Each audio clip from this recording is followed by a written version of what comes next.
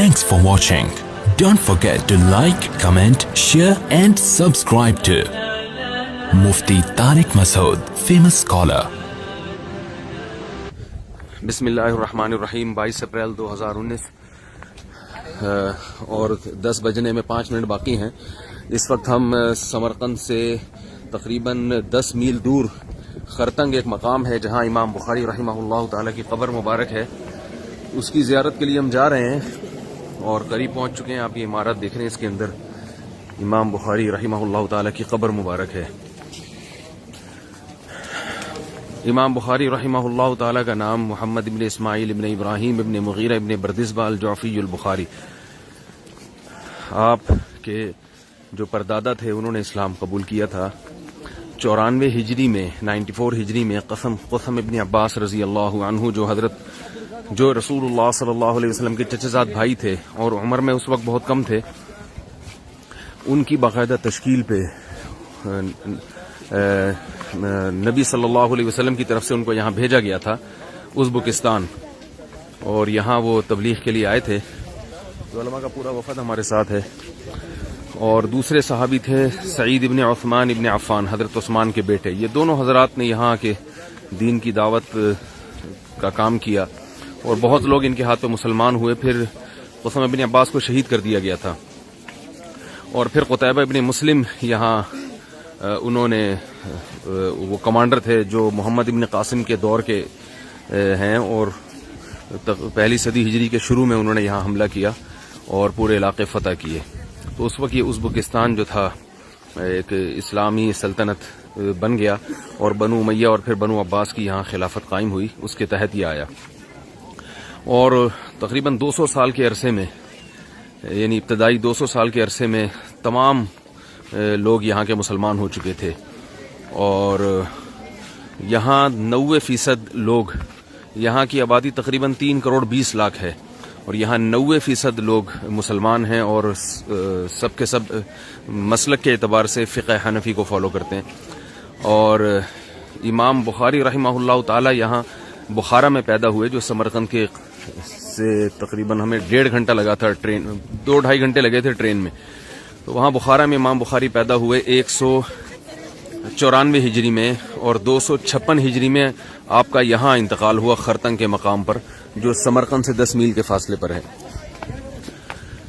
इमाम बुखारी रहमहुल्लाह ताला बहुत सारे उलूम और फ़नून में आपको महारत हासिल हुई, मगर आपको जो अल्लाह ने इम्तियाज़ अता फरमाया वो इल्म हदीस में. मुल्कों का आपने सफ़र किया और वहाँ से अहादीस को जमा किया और 9 लाख अहादीस में से बुखारी के लिए मुकर्ररात मिला के 9,000 अहादीस का आपने इंतखाब किया. तो सही है बुखारी की ये खासियत थी कि इमाम बुखारी रहमहुल्लाह ताला ने इसमें सिर्फ उन अहादीस को जमा किया जिसकी सनद के सही होने पर पूरी उम्मत का इजमा था. और ये बहुत मुश्किल काम था क्योंकि इसमें बहुत सारी अहादीस की सनदों को महफूज रखना और उनके रावियों के हालात को महफूज रखना और फिर ये तहकीक होना कि किस किस रावी की सेहत पर इजमा है और किस किस सनद की सेहत पर इजमा है, ये बहुत ही मुश्किल काम था. लेकिन इमाम बुखारी रहमहुल्लाह ताला ने ये मुश्किल तरीन काम सर अंजाम दिया. बिस्मिल्लाहिर्रहमानिर्रहीम. इमाम बुखारी रहमहुल्लाह ताला की खबर मुबारक, यहाँ किसी को आने की इजाज़त नहीं है, लेकिन हमें खुसूसी तौर पर परमिशन दी गई है क्योंकि लोग बाहर से दुआ करके चले जाते हैं. हमें यहाँ खुसूसी इजाज़त दी गई, उलमा की बरकत से हम आ गए.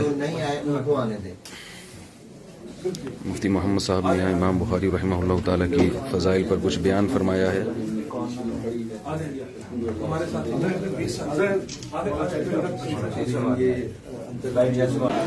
बिस्मिल्लाहिर्रहमानिर्रहीम. इस दरवाज़े में भी हम गए थे और यहाँ इमाम बुखारी रहमहुल्लाह ताला की अंदर कब्र मुबारक थी जिसकी अभी आपको ज़ियारत करवाई है. यहाँ चूँकि अमूमी परमिशन नहीं है, उलमा के इस वफ़द को खुसूसी तौर पर इजाज़त दी गई थी, इसलिए यहाँ लोग बस बाहर ही से खड़े होकर दुआ मांगते हैं. ये बात खूब अच्छी तरह जहन में रहे कि कब्रों को पक्का करना और उन पर इस तरह की इमारतें बनाना ये बहरहाल सुन्नत के ख़िलाफ़ है. तो ये मुसलमान बादशाह जो गुज़रे उन्होंने अक़ीदत और मोहब्बत में इस तरह किया है कि फ़ुक़हा और मुहद्दिसीन या जो मशहूर शख्सियात थी उनकी कब्रें भी ऊँची बनाई और उन पर मज़ार भी बना दिए, लेकिन उनका अमल हमारे लिए हुज्जत नहीं है. तो میں یہ عرض کر رہا تھا کہ یہاں عجیب کیفیت تھی ہماری جب قبر کے قریب کھڑے ہو کر مفتی محمد صاحب نے حضرت امام بخاری کے فضائل پر کچھ بیان کیا، اور پھر قاری حلیف جالندری صاحب جو ہیں ان کے بیٹے نے پوری سند جو ہمارے جو جن اکابر سے ہم نے حدیث پڑھی ہے، بخاری پڑھی ہے، وہ پورے اکابر کی سند کو بیان کیا، اور امام ابن حجر سے ہوتے ہوئے امام بخاری تک اور پھر رسول اللہ صلی اللہ علیہ وسلم تک پہنچایا۔ تو امام بخاری کی قبر کے قریب جب وہ اس طرح سے حدیث پڑھی گئی ہے، عجیب کیفیات تھیں، سب کی آنکھوں سے آنسو بہہ رہے تھے۔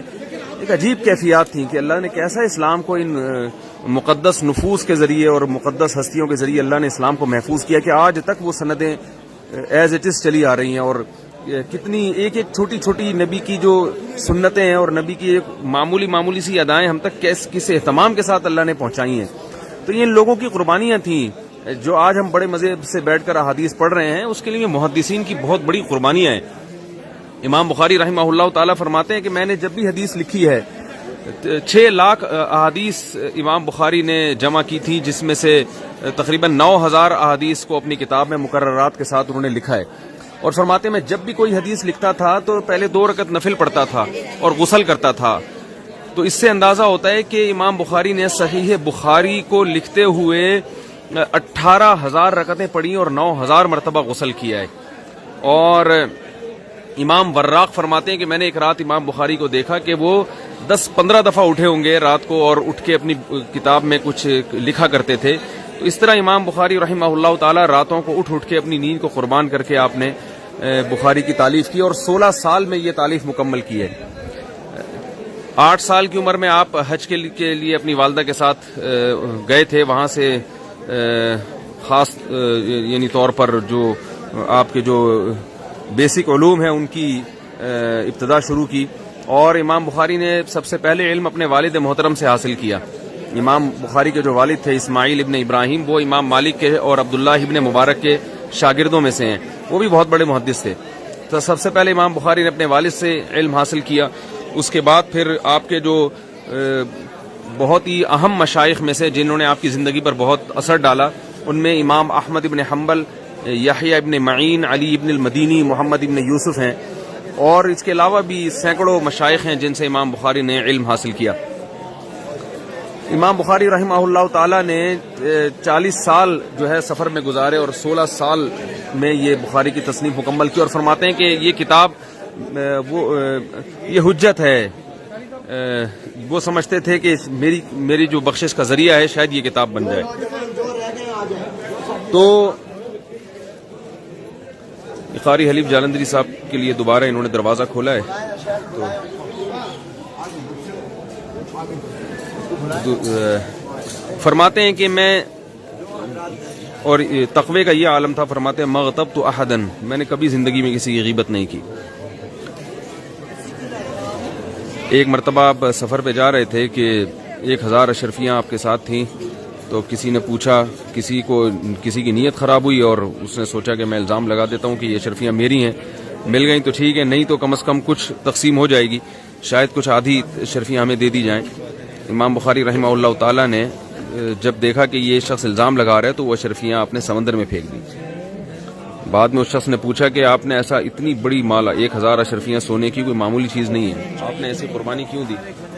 انہوں نے فرمایا کہ میں یہ نہیں چاہتا کہ لوگوں کی انگلیاں میری طرف اٹھیں، الزام لگتا ہے تو کچھ نہ کچھ شبہ پیدا ہوتا ہے، اس کی وجہ سے جو میں حدیث بیان کر رہا ہوں اس پہ لوگوں کا اعتماد ختم ہو جاتا ہے۔ دیکھیں اپنے ویژن کے لیے، اپنے ویژن کی خاطر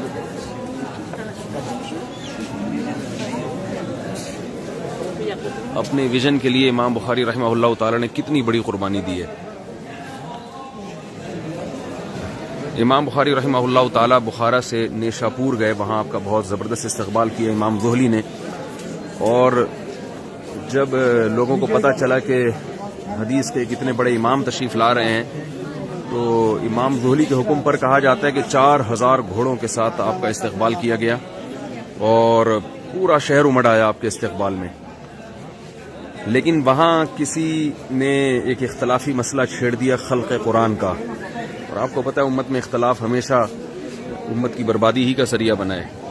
تو خلق قرآن کا مسئلہ اس وقت بہت مشہور تھا، اور نیشا پور میں زیادہ تر امام احمد ابن حنبل کو فالو کرنے والے لوگ تھے جو اس مسئلے میں بہت زیادہ حساس تھے۔ امام بخاری نے جب وہ مسئلہ بیان کیا تو کچھ فتنہ پرستوں نے اس کو غلط انداز میں بیان کیا، اور اس سے وہاں ایک پورے علاقے میں ایک آگ لگ گئی، اور ایک چھوٹی سی بات کا لوگوں نے بہت بڑا بھدنگڑ بنا لیا فتنہ پرستوں کی وجہ سے۔ نتیجتاً امام بخاری کو وہاں سے نکلنا پڑا۔ تو آپ پھر واپس آئے اپنے شہر بخارا میں۔ بخارا آئے تو آپ نے جب دوبارہ درس حدیث کا آغاز کیا تو بخارا کا جو گورنر تھا اس وقت، اس نے کہا کہ میرے بچوں کو آپ دوسروں سے الگ پڑھائیں گے۔ امام بخاری نے اس بات کو برداشت نہیں کیا، کہا کہ حدیث رسول ہے، یہ سب کے لیے برابر ہے، اس میں امیر غریب اور شہزادوں اور عام لوگوں میں فرق نہیں کر سکتا میں۔ بادشاہ کو بہت غصہ آیا، اس نے بار بار اصرار کیا، امام بخاری اس کی ہر دفعہ اس پیشکش کو ٹھکراتے رہے۔ نتیجتاً اس نے امام بخاری کو جلا وطن کر دیا، اور امام بخاری بالآخر ان کو اپنے وطن بخارا سے نکلنا پڑا۔